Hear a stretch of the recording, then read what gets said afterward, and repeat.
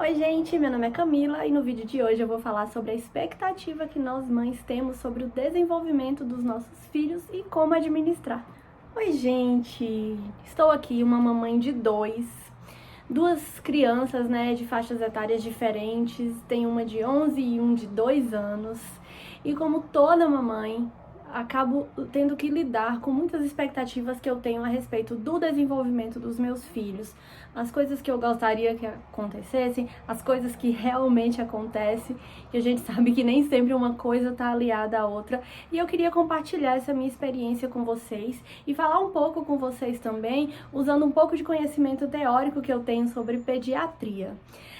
A pediatria me ensinou muita coisa, mas também me trouxe muitas dúvidas, muitas inquietações com relação à minha vida pessoal, ao meu dia a dia com os meus filhos, principalmente com o mais novo, que está naquela fase de aprender muitas coisas num intervalo curto de tempo, tá? Então, Alexandre, ele tá agora com 2 anos e 1 mês e tá na fase de grande aprendizado. E aí eu que estava imersa na pediatria desde o mês de março desse ano, ou seja, quando ele estava mais ou menos com 1 ano e 5 meses, eu emergi no mundo da pediatria e comecei a receber aquele turbilhão de informações sobre pediatria, ao mesmo tempo que ele estava numa fase muito decisiva do desenvolvimento dele. E aí eu vou ter que confessar para vocês que para mim foi muito difícil essa fase, ainda é difícil até hoje, de eu conseguir pesar tudo que eu estava aprendendo na prática, vivenciando com pacientes e distanciar dele. Foi muito difícil essa fase, gente. Eu passei por momentos assim de ver uma doença na prática ou estudar sobre uma doença e chegar em casa e acabar assim inconscientemente procurando aquilo nele, tentando ver, buscar características de algumas doenças, seja física, seja psicológica, seja transtorno do neurodesenvolvimento no meu filho. Assim, cheguei até a momentos de expor ele a exames até invasivos, porque eu estava muito preocupada dele ter alguma patologia, algum distúrbio, e na verdade não tinha porquê daquilo, entendeu? Foi a minha ansiedade diante de exposição a tanto conhecimento. E aí, por mais que você não seja um profissional da saúde, a gente vive no mundo de hoje exposto a muita informação. Se você tem um celular na mão, você consegue acessar todo tipo de conteúdo, inclusive conteúdo técnico muito bom. Não precisa você provar para uma empresa que vende cursos para médicos que você é médico. No geral, você não precisa apresentar o seu registro de médico para comprar, por exemplo, um curso voltado para pediatras. Então, se a pessoa quiser acessar diversos conteúdos muito técnicos, ela consegue acessar. E aí, quando você tem que lidar com essa gama de conteúdos diversos, principalmente se você não sabe filtrar, tem uma chance muito grande de você acabar transferindo isso para o seu âmbito familiar de forma até mesmo negativa. Imagina só, se eu, que sou médica, que sei filtrar um conteúdo, que sei entender quando uma frase diz que uma doença pode ser grave, mas não em todos os contextos. Se já acabei transferindo para os meus filhos, imagina quem não é da área, que pode pegar toda a informação como 100% verdadeira e 100% verdadeira para todo mundo.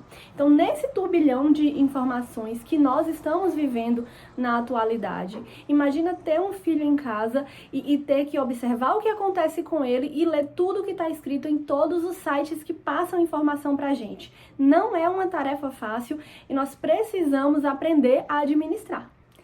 Se você, por exemplo, é uma leitora sobre assuntos a respeito de crianças, você tem filhos pequenos e você gosta muito de ler sobre assunto, você vai ver que nesses textos, geralmente vem informações assim: geralmente acontece assim, na maioria das vezes, mas nem em todos os casos. Porque é isso, gente. Em medicina a gente tem um ditado, assim, que acontece entre os médicos, que é: em medicina nem sempre e nem nunca. Então existem as exceções para tudo. Então você engravida, passa a estudar sobre todo tipo de conhecimento relacionado às crianças, né? Você vai ler sobre o parto, você vai ler sobre os primeiros meses, sobre como que vai cair o umbigo, sobre a amamentação, sobre introdução alimentar, sobre ritmo de sono, marcos do desenvolvimento, que é uma parte que me encanta muito, mas você ainda não tem seu bebê na mão. E aí ele nasce. E aí ele é um ser único, gente. Ele é um ser único, com características próprias e com personalidade. Sim, ele é um bebê, ele pode ter dias de vida, mas ele tem personalidade. A criança, por vezes, ela vai ser mais dorminhoca, outras vezes mais agitada, outras vezes mais brava, outras vezes mais carinhosa, outras vezes umas mais inteligentes que as outras. Isso pode acontecer sim, né, dessa facilidade cognitiva, uns mais que os outros. E aí você tem que lidar com aquela criança que não tá igual ao que você leu na sua rede social, no curso que você comprou. Você tem que lidar com aquela criança que vai fugir às expectativas que você criou, mesmo você seguindo passo a passo o curso que você estudou. E aí é onde vem aquela grande preocupação. Será que tá tudo bem com meu filho? E aí é onde mora o perigo, né? O perigo das nossas expectativas. Se você fosse uma mamãe lá de 1980, você sim ia amar seu filho, você ia querer o melhor para ele, mas você ia apenas deixar a vida acontecer. Não ia ter feito cursinho sobre aleitamento, não ia ter feito curso sobre introdução alimentar, ia apenas deixar a vida acontecer e talvez, né, fosse sofrer muito menos nesse sentido. Mas vamos pensar que hoje em dia a gente tem muita informação para dar o melhor para o nosso filho. Então sim, concordo que na atualidade está melhor, mas isso pode estar fazendo nós, mamães, sofrermos além do que seria necessário com a quantidade imensa de informações e a capacidade que a gente tem de aplicar isso na prática com os nossos filhos e de entender que nem tudo vai ser como está escrito nos livros. Uma coisa interessante que eu gosto de falar pra você, que eu gostei de ler, de aprender, na verdade, é sobre o que a gente chama de nova infância, tá? Há 5 anos atrás, ou mais antigamente ainda, as crianças, é pesado até o que eu vou falar, mas não tinham a mesma importância que tem hoje. Eu assisti uma aula super interessante em que a professora, que é uma pediatra muito renomada, ela fala que ela nos mostra como aquele ditado, né, quem tem um não tem nenhum, ela tá ligada com a pediatria antiga. Por quê? Esse ditado vem porque antigamente as pessoas tinham muitos filhos e geralmente era comum as crianças morrerem. Então, se você tinha um filho, a mortalidade infantil era tão alta que para a sociedade era como se você não tivesse nenhum. Quem tem 2 tem um, quem tem um não tem nenhum. Isso estava relacionado com a normalidade que era uma criança falecer. Coisa que hoje em dia, na nova infância, na nova pediatria, é surreal. Ninguém quer ver um filho morrer. É a pior coisa que pode acontecer no mundo atual. É totalmente dramático, trágico e sofredor. Muitas vezes leva uma família a sofrer pelo resto da vida. Então, graças a Deus, nós estamos aqui hoje em 2023 apaixonados pelas nossas crianças. Com muita informação, com informação que chega pra gente de forma correta e de forma fácil, muito barata, e a gente pode dar o melhor que nós temos pros nossos filhos. E onde fica o coração da mamãe, então, nessa história, né? Fica no desejo de ver a melhor coisa acontecer pra eles. Mas às vezes a gente sofre. Sofre, como eu falei, porque às vezes não vê o que está escrito na teoria acontecer na prática, e sofre com uma coisa assim muito, muito importante e que eu acho que acontece na vida de qualquer um, que são as comparações. Quem nunca viu um bebê, uma criança mais ou menos da mesma idade do filho, do seu filho, fazendo alguma coisa e você pensou, nossa, meu filho não faz isso ainda, socorro!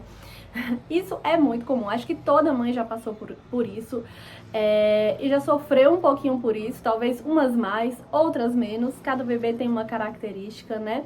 E aí é importante, mais uma vez, administrar as expectativas.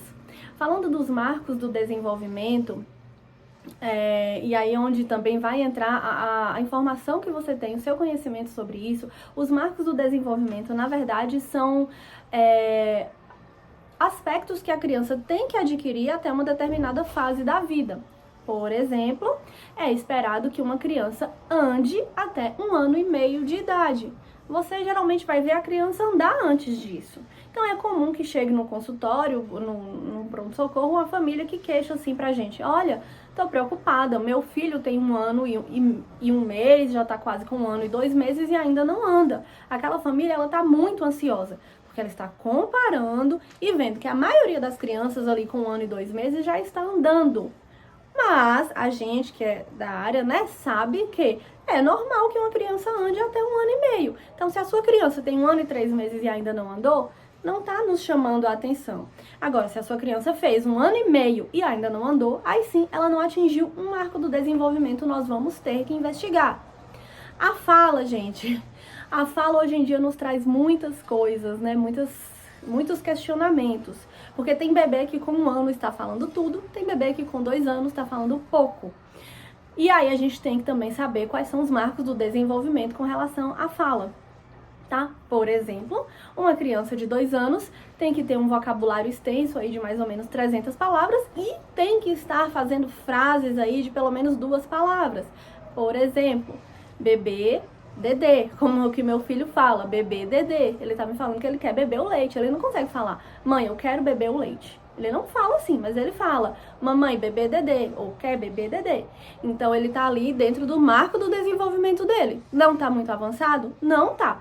Eu, com 1 ano e meio, por exemplo, segundo o que minha mãe me fala, falava tudo, praticamente como um adulto. Já ele tá em outra fase do desenvolvimento. A minha filha mais velha, Luana, ela falou antes que Alexandre, porém não tanto quanto eu falei. Meu desenvolvimento da fala foi muito positivo. Eu andei com 9 meses, Luana com 1 ano, Alexandre com 1 ano e 1 mês. Tudo isso dentro dos marcos do desenvolvimento. Então, é isso que a gente tem que buscar conhecer. Quais são onde estão os marcos do desenvolvimento? Até que idade isso pode acontecer e ser normal? E não comparar com a maioria das crianças.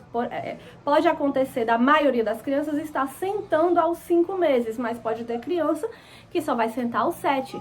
Tá ok, tá certo, gente? Então, temos que nos aliar a bons profissionais pediatras que cuidem dos nossos filhos para nos mostrar onde ficam os marcos do desenvolvimento, até quando a gente pode esperar. E aí sim, se for o caso, agir na hora certa. E aí eu falei pra vocês, né, que a fala hoje em dia tá polêmica. Por quê? Porque nós estamos lidando com um aumento do número de casos de transtornos do neurodesenvolvimento, né? Como, por exemplo, o autismo, a síndrome de Asperger, o TDAH, que são situações que não são necessariamente doenças, mas que afetam o neurodesenvolvimento, a interação social e pode trazer algum prejuízo na vida da criança. Então, a fala, o atraso de fala, pode ser um marco importante em alguma dessas situações. Por isso que tem chamado a atenção muito da família, né? Por isso que as famílias andam, eu percebo no geral, muito preocupadas com a fala das crianças. Esse aumento de casos de autismo, por exemplo, e a gente vê muitas crianças que têm autismo, que têm algum atraso na fala, gera muita ansiedade. Aí eu volto a falar da comparação. Eu tô vendo uma criança ali que, como eu fui, com 1 ano e meio, eu tava rezando todas as orações, e o meu filho com 1 ano e meio tá falando papai, mamãe, dá, quer, bola, carro, meu Deus, socorro. Não, gente, está dentro do marco de desenvolvimento, ele está dentro do normal para ele. Ele não precisa ser brilhante quando ele é criança, ele não precisa ser o melhor da sala, ele precisa passar de ano, digamos assim. E a dica sobre o atraso da fala, ou qualquer atraso, é procurar ajuda assim que estiver acontecendo, não é esperar, tá? Uma coisa é o seu filho ser único, cada filho é único, Alexandre é um, Luana foi uma, eu fui, e cada bebê é único. Mas existem, como eu falei, a data certa pra gente começar a se preocupar. Se uma criança de 1 ano e meio ainda não andou, o dia que ele fizer 1 ano, 6 meses e 1 dia, você tem que procurar um profissional. Tem alguma coisa acontecendo. Se a sua criança de 2 anos não forma frase de 2 palavras, pelo menos, você tem que procurar um profissional. Existe um atraso de fala. Então, não adianta brigar com o marco do desenvolvimento. Porém, aquilo que eu falei, se a sua criança de 1 ano e 2 meses não tá andando, é a sua criança. A gente não precisa se alarmar. Talvez daqui 5 dias ele vai começar a andar. Tá? Então, cada criança é única. Não espere, como eu falei, que o seu filho seja o melhor da classe, mas espere que ele passe de ano. Ele precisa passar de ano e você tem que procurar ajuda.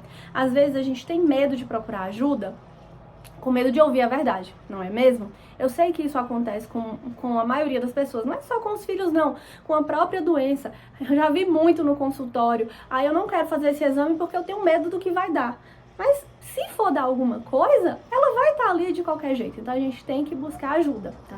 E aí, voltando a falar de mim, depois de falar um monte aqui pra vocês, o que pode acontecer com as nossas crianças, falando de mim, eu acabei aprendendo a administrar, entendendo que Alexandre tem o tempo dele, ele não é o melhor da classe, digamos assim. Acho que eu seria a melhor da classe se eu fosse conviver ali na mesma época que ele, e ele passaria de ano. Ele tá passando de ano, não tá nem com...